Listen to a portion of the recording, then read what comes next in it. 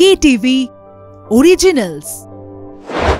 দেখছেন কলকাতা টিভি ডিজিটালে আপনাদেরকে স্বাগত। আপনাদের সঙ্গে এই মুহূর্তে রয়েছে আমি অভিক, হাজির হয়ে গেছি জেলার বুলেটিন নিয়ে। আজকে দিনভর কোন কোন জেলায় কি কি ঘটনা ঘটলো দেখাবো আপনাদেরকে। শুরু করছি জেলার বুলেটিন। আবহাওয়ার খবর দিই প্রথমেই। সোমবার পূর্বাভাস অনুযায়ী কলকাতা সহ দক্ষিণবঙ্গের একাধিক জেলায় ঝড় বৃষ্টি হয়েছে। সকাল থেকে অস্বস্তিকর গরম অনুভূত হলেও বেলা বাড়তেই জেলায় জেলায় শুরু হয় বজ্রবিদ্যুৎ সহ ঝড় বৃষ্টি।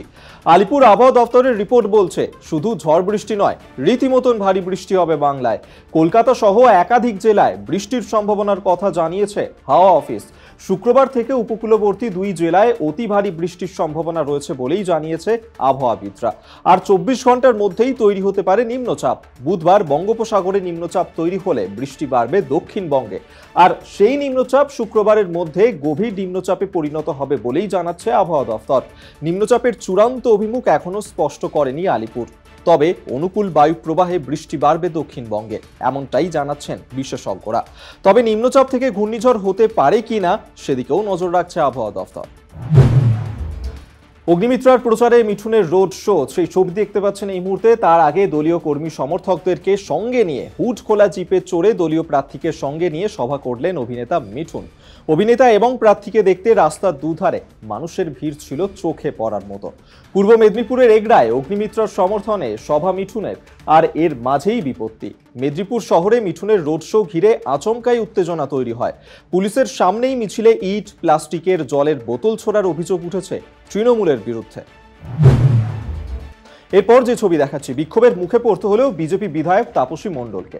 হলদিয়ায় তাপসীকে ঘিরে বিক্ষোভ তৃণমূলের কর্মী সমর্থকদের একাংশে। বিক্ষোভকারীদের প্রশ্ন, এতদিন কোথায় ছিলেন বিজেপি বিধায়ক? বিধায়ক হিসেবে এলাকায় কি উন্নয়নই বা করেছেন তিনি? ভোটের সময় কেন ভোট চাইতে এসেছেন? আসবো পরের খবরে। নির্বাচনের আগে একে অপরের ওপর ক্রমশই আক্রমণের ঝাঁজ বাড়াচ্ছেন প্রার্থীরা।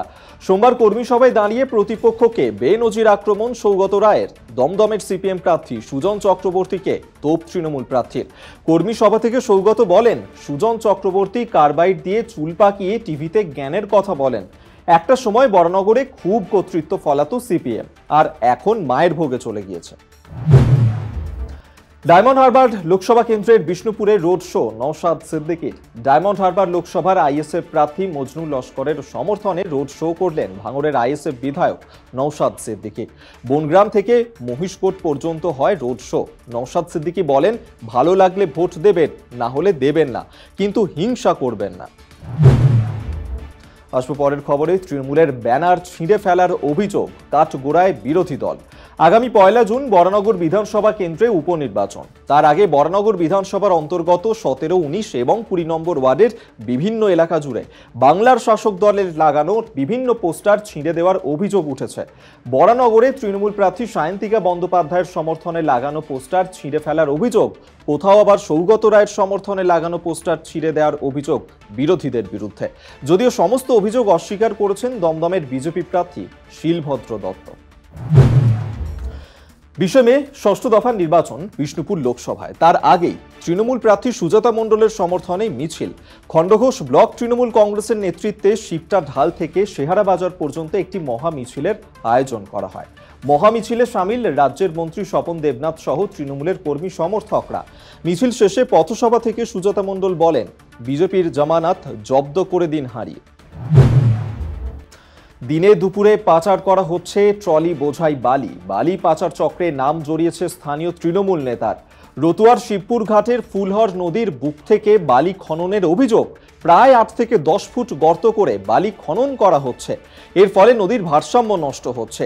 ট্রলি পিছু 100 টাকা করে নেওয়ার অভিযোগ স্থানীয় তৃণমূল নেতা রাজু সিংহের বিরুদ্ধে। অবৈধ বালি পাচার বন্ধ করার আবেদন জানিয়েছেন স্থানীয়রা। ঘটনার তদন্ত শুরু করেছে ভূমি ও ভূমি রাজস্ব দপ্তরের আধিকারিকরা। অর্থনৈতিকভাবে পিছিয়ে পড়া পরিবারগুলিকে আর্থিক সাহায্যের পাশাপাশি স্কুল ছুট রুখতে কন্যাশ্রী প্রকল্পের উদ্যোগ নেয় রাজ্য সরকার। সেই কন্যাশ্রী প্রকল্পের সুবিধা থেকে বঞ্চিত কোচবিহারের শতাধিক ছাত্রী। ঘটনাটি গীতালদহ উচ্চ বিদ্যালয়। প্রতিবাদে গীতালদহ দিনহাটা রাজ্য সড়ক অবরোধ করে ছাত্রীরা। অভিযোগ, প্রধান শিক্ষক K1 ফর্ম সময় মতন সাবমিট না করায় সমস্যায় ছাত্রীরা। তাদের অভিযোগ বিডিও অফিস থেকে স্পষ্ট জানিয়ে দেওয়া হয় স্কুল থেকে এখনো পর্যন্ত K1 ফর্ম বিডিও অফিসে জমা দেওয়া হয়নি, যদিও গাফিলতির অভিযোগ সম্পূর্ণ অস্বীকার করেছেন প্রধান শিক্ষক। জেলার বুলেটিন এখানেই শেষ করছি, তবে আপনাদের কেমন লাগছে জেলার বুলেটিন অবশ্যই জানাতে থাকুন। আর এছাড়াও বিভিন্ন গুরুত্বপূর্ণ খবরের আপডেট পেতে নজর থাক আমাদের ইউটিউব, ফেসবুক পেজ, ইনস্টাগ্রাম এবং এক্স হ্যান্ডেলে। আর অবশ্যই আমাদের online site Kolkata TV online, সেখানেও নজর রাখুন। দেখতে থাকুন কলকাতা টিভি, রাত দিন 7 দিন।